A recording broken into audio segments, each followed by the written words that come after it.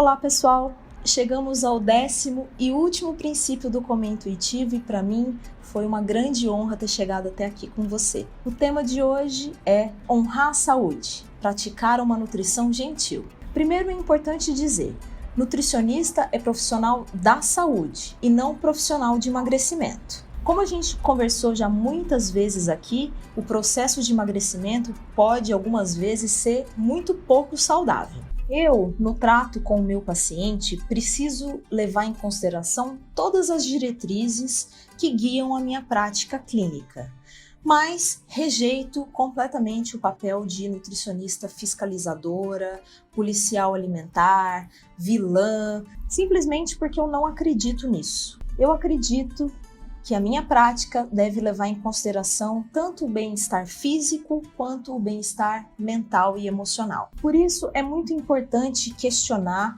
o conceito de que a dieta perfeita, seguida à risca, é garantia de saúde ou de uma alimentação super saudável. Eu também acredito que consumir informação demais sobre dieta e alimentação pode ter um impacto negativo no comportamento alimentar das pessoas. Isso fica muito claro quando a gente analisa um estudo conduzido em 96 por um pesquisador americano chamado Paul Rozin. Ele, junto com a equipe dele, observou as atitudes alimentares de pessoas de 4 países: Estados Unidos, Japão, Bélgica e França. Os americanos foram o povo que mais associou a comida à saúde e menos ao prazer. Já com os franceses, foi o contrário. Os franceses associam muito mais a comida com prazer do que com nutrição ou saúde. Os pesquisadores perguntaram aos americanos e a todos os outros participantes da pesquisa o que eles relacionavam com algumas palavras que eles diziam. Por exemplo, quando eles perguntavam sobre ovo para os americanos, a resposta mais comum de associação foi colesterol. Já entre os franceses, quando se perguntava sobre o ovo, os franceses associavam, sabe o quê? Café da manhã. A diferença entre os franceses e os americanos é que os americanos são ultra bombardeados de informação sobre alimentação e nutrição.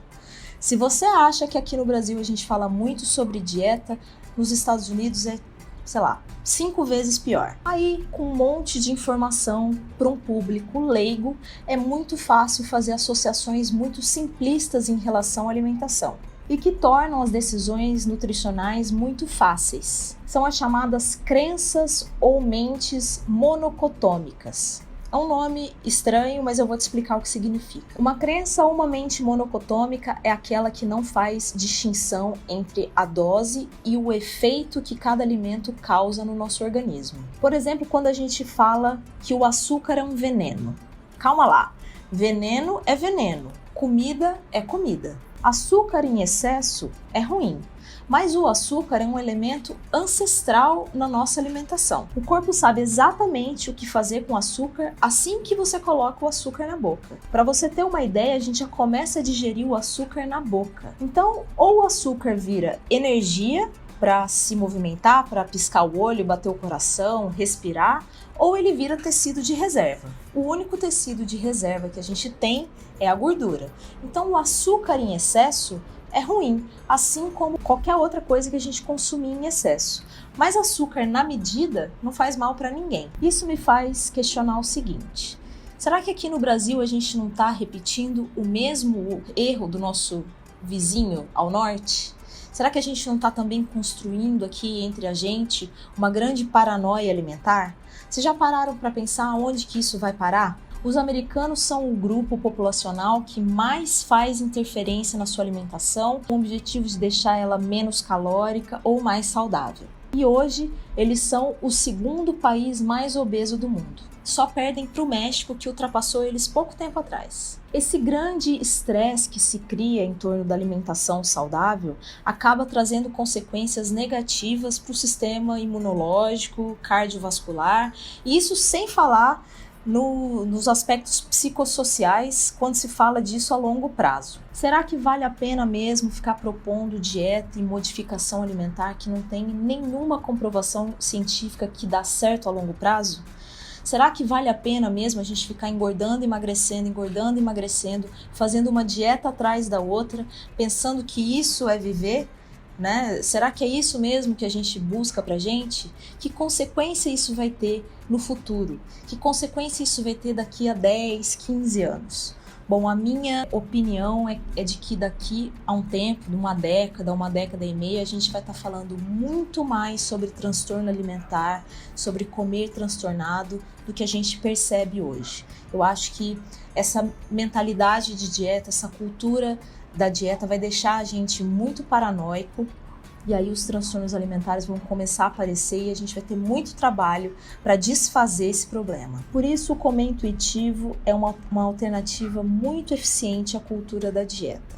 Tem muito estudo por trás disso, todas as diretrizes nutricionais são aplicadas, então se um paciente tem uma demanda específica de cardiologia, né, a gente faz um trabalho específico para isso.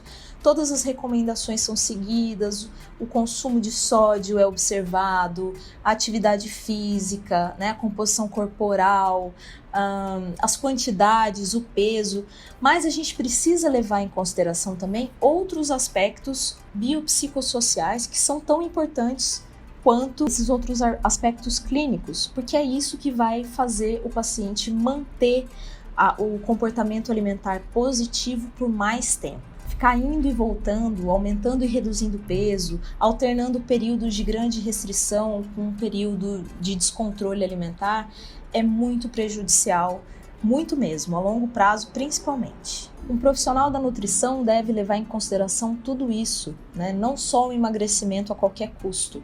A gente precisa pensar no paciente como um todo, ajudar ele a se organizar, propor medidas que sejam realmente eficazes e comprovadas a longo prazo, que não firam e nem tragam mais problema do que o que o paciente já traz para o consultório. A gente precisa acrescentar e não aumentar as paranoias, as angústias, né, a insegurança do paciente, propondo medidas que não se sustentam a longo prazo. É muito importante procurar um profissional de nutrição sério, que promova e que proponha uma nutrição considerando os aspectos biopsicossociais da comida, da relação do paciente com a comida, ajudá-lo a normalizar a sua relação com os alimentos e com o corpo.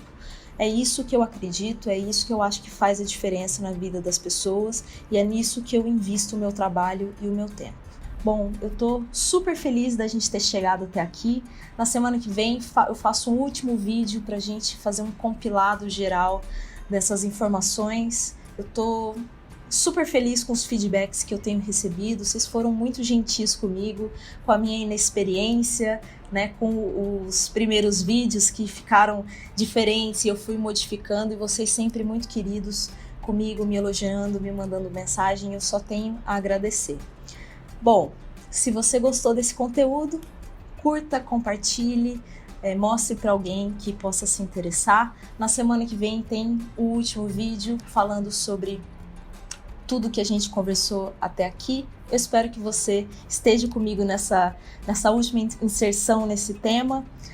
Na semana que vem tem mais, a gente se vê. Um beijo, tchau!